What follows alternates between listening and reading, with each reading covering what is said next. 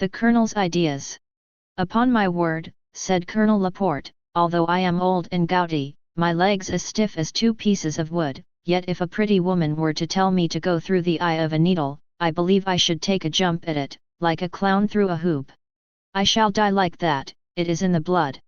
I am an old beau, one of the old school, and the sight of a woman, a pretty woman, stirs me to the tips of my toes.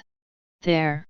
We are all very much alike in France in this respect, we still remain knights, knights of love and fortune, since God has been abolished whose bodyguard we really were. But nobody can ever get woman out of our hearts, there she is, and there she will remain, and we love her, and shall continue to love her, and go on committing all kinds of follies on her account as long as there is a France on the map of Europe, and even if France were to be wiped off the map, there would always be Frenchmen left. When I am in the presence of a woman, of a pretty woman, I feel capable of anything. By Jove! When I feel her looks penetrating me, her confounded looks which set your blood on fire, I should like to do I don't know what, to fight a duel, to have a row, to smash the furniture, in order to show that I am the strongest, the bravest, the most daring and the most devoted of men. But I am not the only one, certainly not, the whole French army is like me, I swear to you. From the common soldier to the general, we all start out, from the van to the rear guard, when there is a woman in the case, a pretty woman. Do you remember what Joan of Arc made us do formerly? Come. I will make a bet that if a pretty woman had taken command of the army on the eve of Sedan, when Marshal MacMahon was wounded, we should have broken through the Prussian lines, by Jove! And had a drink out of their guns.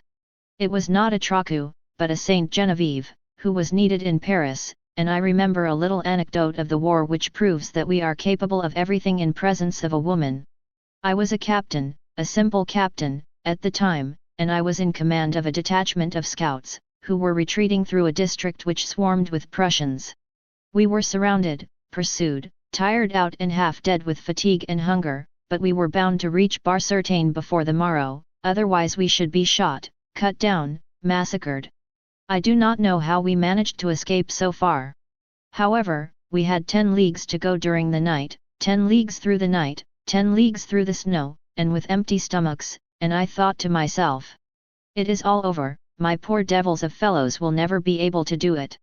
We had eaten nothing since the day before, and the whole day long we remained hidden in a barn, huddled close together, so as not to feel the cold so much, unable to speak or even move, and sleeping by fits and starts, as one does when worn out with fatigue.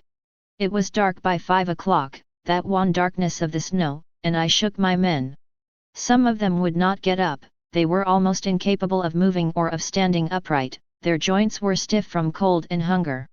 Before us there was a large expanse of flat, bare country, the snow was still falling like a curtain, in large, white flakes, which concealed everything under a thick, frozen coverlet, a coverlet of frozen wool. One might have thought that it was the end of the world.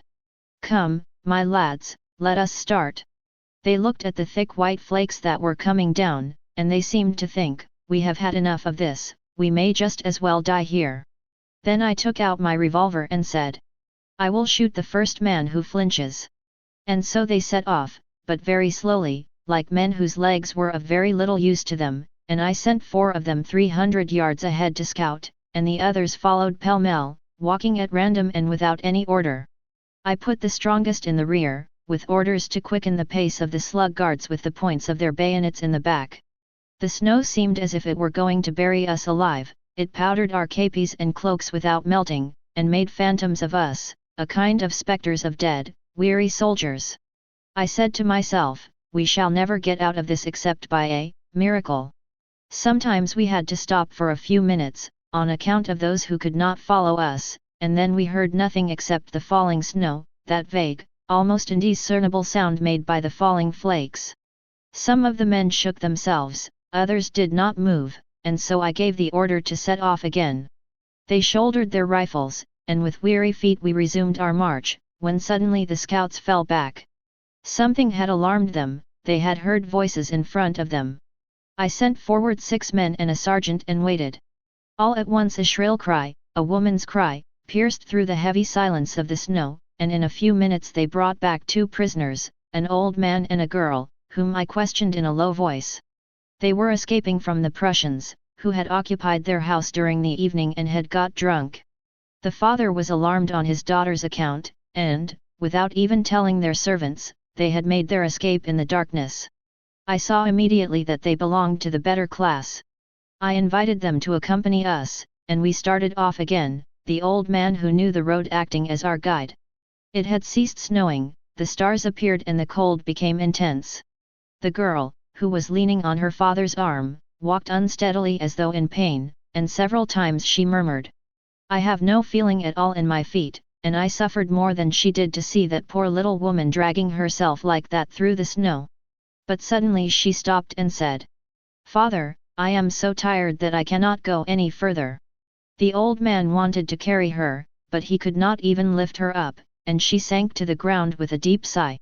We all gathered round her, and, as for me, I stamped my foot in perplexity, not knowing what to do, and being unwilling to abandon that man and girl like that, when suddenly one of the soldiers, a Parisian whom they had nicknamed Pratique, said, "Come, comrades, we must carry the young lady, otherwise we shall not show ourselves Frenchmen, confound it." I really believe that I swore with pleasure. "That is very good of you, my children," I said, "and I will take my share of the burden." We could indistinctly see, through the darkness, the trees of a little wood on the left. Several of the men went into it, and soon came back with a bundle of branches made into a litter. "Who will lend his cape?" "It is for a pretty girl, comrades," Pratique said, and 10 cloaks were thrown to him. In a moment the girl was lying, warm and comfortable, among them, and was raised upon 6 shoulders. I placed myself at their head, on the right, well pleased with my position. We started off much more briskly, as if we had had a drink of wine, and I even heard some jokes. A woman is quite enough to electrify Frenchmen, you see. The soldiers, who had become cheerful and warm, had almost reformed their ranks, and an old franc-tireur who was following the litter, waiting for his turn to replace the first of his comrades who might give out, said to one of his neighbors, loud enough for me to hear, "I am not a young man now, but by dash dash, there is nothing like the women to put courage into you." We went on, almost without stopping, until 3 o'clock in the morning, when suddenly our scouts fell back once more, and soon the whole detachment showed nothing but a vague shadow on the ground, as the men lay on the snow. I gave my orders in a low voice, and heard the harsh, metallic sound of the cocking, of rifles. For there, in the middle of the plain, some strange object was moving about. It looked like some enormous animal running about, now stretching out like a serpent, now coiling itself into a ball, darting to the right, then to the left, then stopping, and presently starting off again. But presently that wandering shape came nearer, and I saw a dozen lancers at full gallop, one behind the other. They had lost their way and were trying to find it. They were so near by that time that I could hear the loud breathing of their horses, the clinking of their swords and the creaking of their saddles, and cried, "Fire!" 50 rifle shots broke the stillness of the night, then there were 4 or 5 reports, and at last one single shot was heard, and when the smoke had cleared away, we saw that the 12 men and 9 horses had fallen. 3 of the animals were galloping away at a furious pace, and one of them was dragging the dead body of its rider, which rebounded violently from the ground. His foot had caught in the stirrup. One of the soldiers behind me gave a terrible laugh and said, "There will be some widows there. Perhaps he was married." A third added, "It did not take long." A head emerged from the litter. "What is the matter?" she asked, "are you fighting?" "It is nothing, mademoiselle," I replied, "we have got rid of a dozen Prussians." "Poor fellows," she said. But as she was cold, she quickly disappeared beneath the cloaks again, and we started off once more. We marched on for a long time, and at last the sky began to grow lighter. The snow became quite clear, luminous, and glistening, and a rosy tint appeared in the east. Suddenly a voice in the distance cried, "Who goes there?" The whole detachment halted, and I advanced to give the countersign. We had reached the French lines, and, as my men defiled before the outpost, a commandant on horseback, whom I had informed of what had taken place, asked in a sonorous voice, as he saw the litter pass him, "What have you in there?" And immediately a small head covered with light hair appeared, dishevelled and smiling, and replied, It is I, monsieur. At this the men raised a hearty laugh, and we felt quite light-hearted, while Pratique, who was walking by the side of the litter, waved his képi and shouted, "Vive la France!" And I felt really affected. I do not know why, except that I thought it a pretty and gallant thing to say. It seemed to me as if we had just saved the whole of France and had done something that other men could not have done, something simple and really patriotic. I shall never forget that little face, you may be sure, and if I had to give my opinion about abolishing drums, trumpets and bugles, I should propose to replace them in every regiment by a pretty girl, and that would be even better than playing the Marseillaise, by Jove. It would put some spirit into a trooper to have a Madonna like that, a live Madonna, by the colonel's side. He was silent for a few moments and then continued, with an air of conviction, and nodding his head. All the same, we are very fond of women, we Frenchmen.